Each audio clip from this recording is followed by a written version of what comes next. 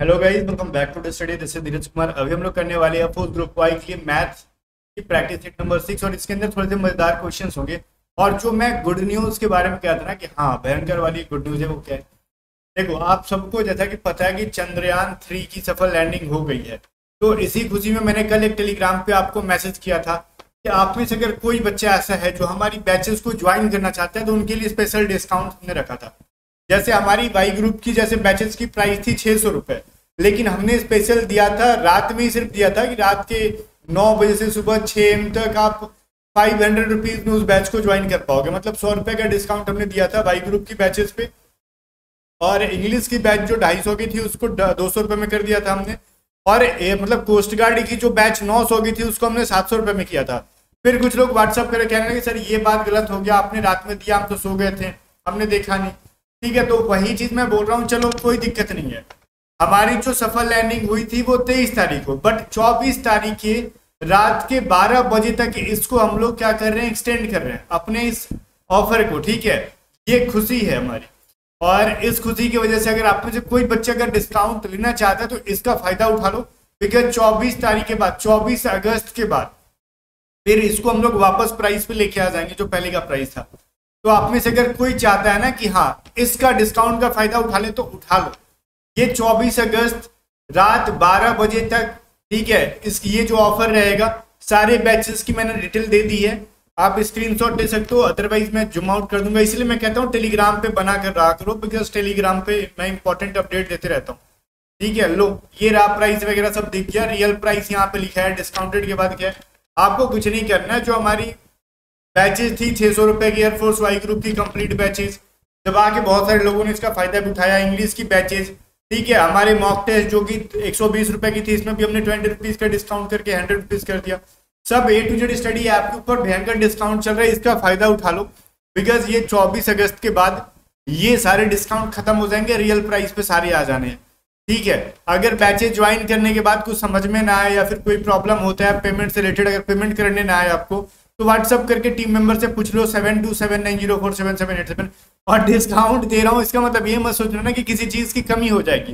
जिन्होंने full payment करके पढ़ रहे हैं और डिस्काउंटेड वाले सबको सेम चीजें मिलेगी।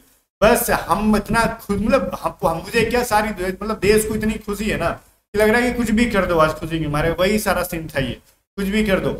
ठीक है, चलो बाकी हम लोग मॉक टेस्ट को स्टार्ट करते हैं अपने मैथ वाली। वैसे डिस्क्रिप्शन में लिंक है, डिटेल स्टडी ऐप का ट्राई के लिए डाउनलोड कर सकते हो। Cos square 20 degree plus cos square 70 degree की वैल्यू बताओ।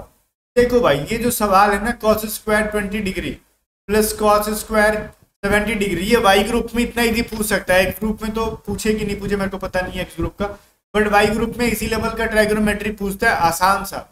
लेकिन एक चीज पता है आपको, आपने पढ़ा होगा cos 90 माइनस थीटा बराबर sine theta, sine 90 minus theta बराबर cos थीटा। तो उसी प्रकार हम या तो cos 20 को साइन के फॉर्म में चेंज कर लो, या cos 70 को साइन के फॉर्म में चेंज कर लो, ताकि थीटा की वैल्यू बराबर हो जाए। तो cos 20 को हम अगर साइन में चेंज करेंगे तो क्या करोगे आप उसको, तो ये साइन 70 बन जाएगा। बात समझ में आ रहा है? साइन स्क्वायर 70 डिग्री हो जाएगा, ये 70 degree plus cos square 70 degree. और देखो ये चीजें आपने पढ़ा है, कॉस स्क्वायर 20 डिग्री बराबर होता है साइन स्क्वायर 70 डिग्री, और कॉस स्क्वायर 70 डिग्री बराबर होता है साइन स्क्वायर 20 डिग्री। और एक फॉर्मूला आपने पढ़ा है, sine square theta plus cos square theta बराबर 1 होता है। यहाँ पे हमने दोनों जगह पे थीटा की वैल्यू को सेम कर लिया जनाब।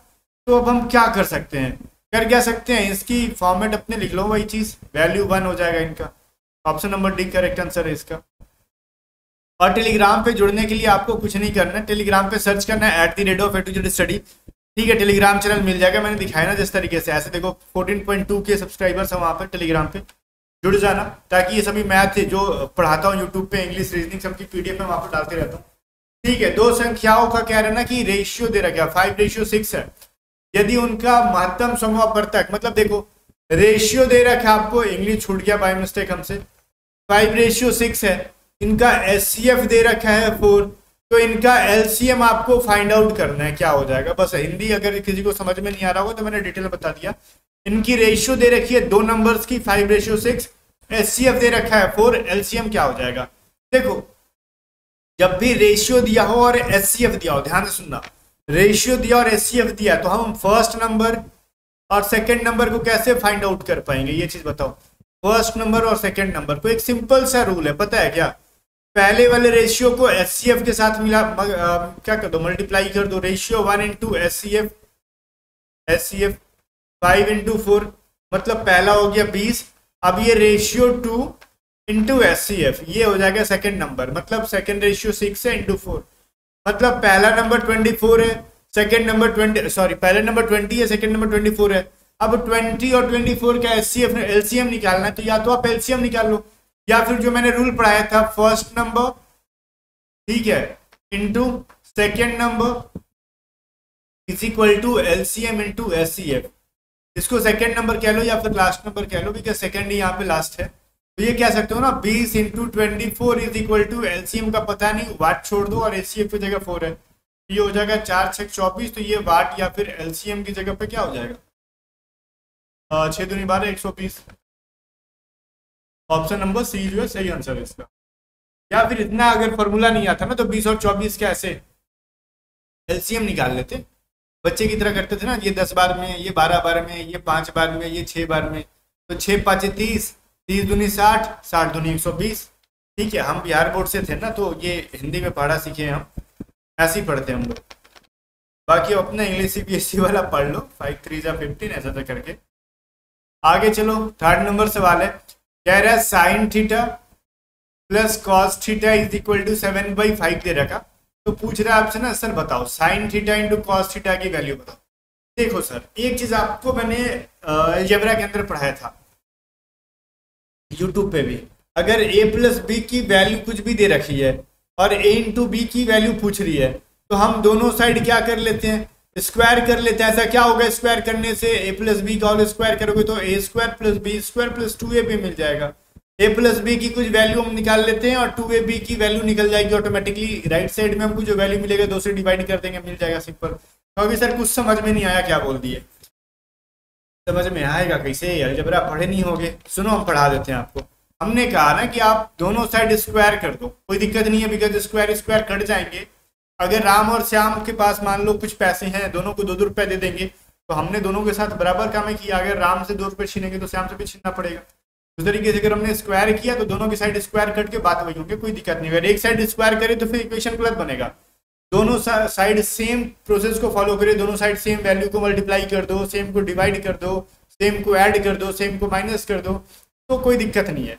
हमने सेम दोनों साइड स्क्वायर कर दिया, ये क्या हो गया, a प्लस बी का होल स्क्वायर क्या होता है, कहोगे a स्क्वायर, तो a की जगह पे है साइन, तो साइन स्क्वायर थीटा, b किस जगह पे कॉस स्क्वायर थीटा हो जाएगा, प्लस 2 इंटू साइन क्या हो जाएगा a into cos B, 2 into a into B होता है ना, तो sine a into A B मेरे को मुंह पे आ रहा है बार बार, 2 sine theta into cos theta हो जाएगा। और इधर क्या हो जाएगा, 7 का स्क्वायर 49, 5 का स्क्वायर 25। अब देखो असली खेल यहाँ छुपा हुआ है, sine square theta plus cos square theta की वैल्यू क्या होती है, तो अभी सर आपने बताया ना 1 होती है, ये हो जाएगा 2 sine theta into cos theta बराबर 49/25। अब 1 को ना राइट साइड ले जाओ, माइनस करा लेंगे, तो 2 sine theta into cos theta बराबर क्या हो जाएगा 49/25 माइनस 1, तो ये हो जाएगा 49 माइनस 25/25 और ये हो जाएगा 24/25। तो कहोगे आंसर तो है नहीं सर 24/25, तो रुको ना जनाब, यहाँ पे आपने 2 sine theta into cos theta की वैल्यू निकाल रखी है, तो 2 sine theta into cos theta की वैल्यू आपने निकाली 24/25। ये 2 कटाओगे तो 12 बार में कट जाएगा, मतलब ये 12/25 आ गया, 12/25 ऑप्शन नंबर सी के अंदर है। तो यही तो आपसे पूछा जा रहा था, इजी सा सवाल था, इतना प्रोसेस नहीं करते। अगर थोड़ा सा आपका कैलकुलेशन फास्ट होता तो इतना स्टेप बाय स्टेप नहीं लिख सकते थे हम लोग 3 लाइन के अंदर इसका आंसर ला देते हैं। इसलिए माइंड में बहुत सारी चीज़ों को करना होता है, बहुत ज़्यादा क्वेश्चन प्रैक्टिस करोगे ना तो सब चीज़ें हो जाएंगी आपसे, डरो मत। ये कह रहा है cos 11 π/6 बराबर अगर x है तो x की वैल्यू क्या हो जाएगी, तो वो सब छोड़ो, पाई की वैल्यू क्या होगी, कहोगे सर 22/7। अरे भाई वो नहीं, हम डिग्री में पूछेंगे ना तो 180 डिग्री होता है पाई का वैल्यू, ठीक है।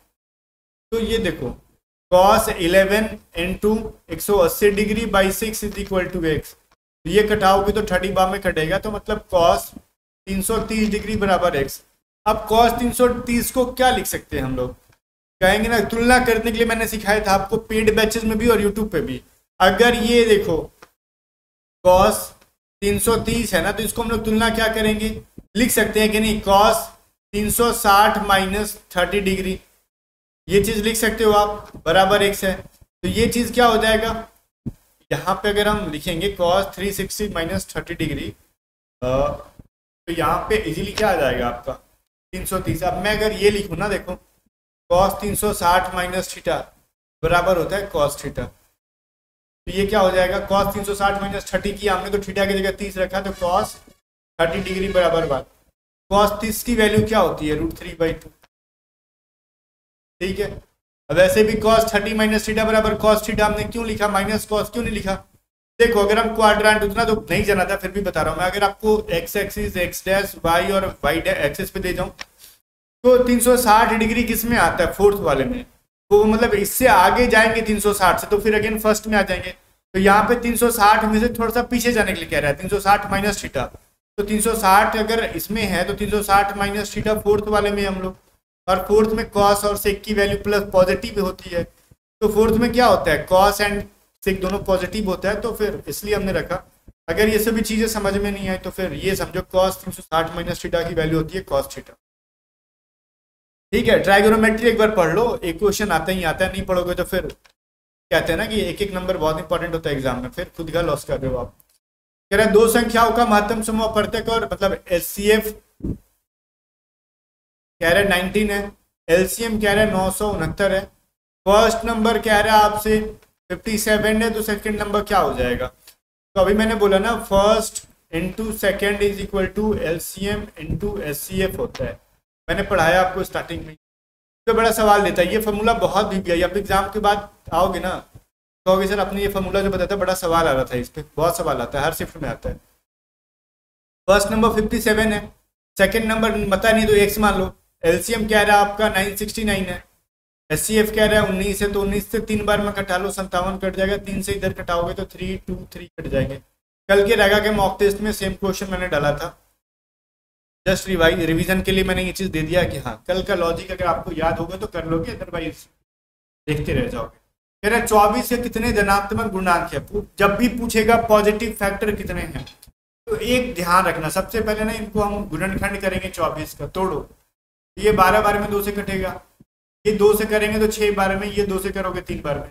अब लिखो क्या क्या मिला, 2 इंटू 2 इंटू 2 इंटू 3, अब लिखो 2 के कितने पावर्स हो जाएंगे, तो 2 के 3 पावर्स, 3 के कितने पावर है, 3 के 1 पावर।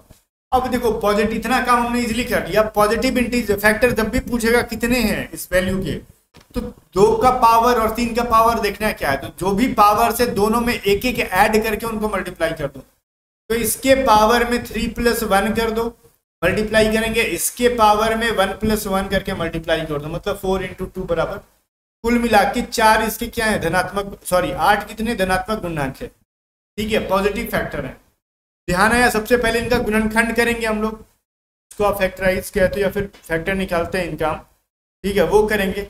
अब इनके देखना है कि इनकी वैल्यू के पावर्स क्या हैं, जो भी पावर्स निकलेंगे उनमें एक एक ऐड कर करके, अगर और भी होते हैं ना तो सब में एक एक ऐड कर करके, ठीक है, जैसे कुछ 4 का होता है, कुछ 5 का होता है, 4 का तो नहीं होता बिकॉज वो 2 में ही आ जाता, 5 का हो सकता था, 7 का हो सकता था, अगर कोई बड़ा वैल्यू था तो उस सिचुएशन में क्या करेंगे, पावर में एक एक ऐड करके सबको मल्टीप्लाई कर। कह रहा है देखो, ये कह रहा है √7 माइनस √5, √5 माइनस √3, √9 माइनस √7, √11 माइनस √9, इनमें सबसे बड़ी संख्या क्या होगी। इसका कंप्लीट नंबर सिस्टम के अंदर मैंने पढ़ाया था, आपको पता है क्या, देखो इसमें क्या करना है, ये यूट्यूब पे पढ़ा हुआ, जब भी रूट के अंदर, अभी तो पहले एयरफोर्स में बहुत पूछता था, अभी 1-2 साल से सवाल पूछना बंद किया, फिर भी मैं आपको हिंट दे रहा हूँ, अगर ये सवाल पूछ दे इस टाइप का तो आप पीछे नहीं हटोगे। इन सब का देखो जनरली एयरफोर्स देता है ना कि दो सबका ना माइनस सेम होता है, जैसे 7 में से 5 घटाओगे तो क्या मिलेगा, 2 मिलेगा, 5 में से 3, रूट को भी भूल जाओ कुछ टाइम के लिए, अंदर की वैल्यू को याद रखो, 5 में से 3 घटाओगे तो 2 मिलेगा, 9 में से 7 घटाओगे 2 मिलेगा, 11 में से 9 घटाओगे 2 मिलेगा, इन सब की वैल्यू सेम आ रही है।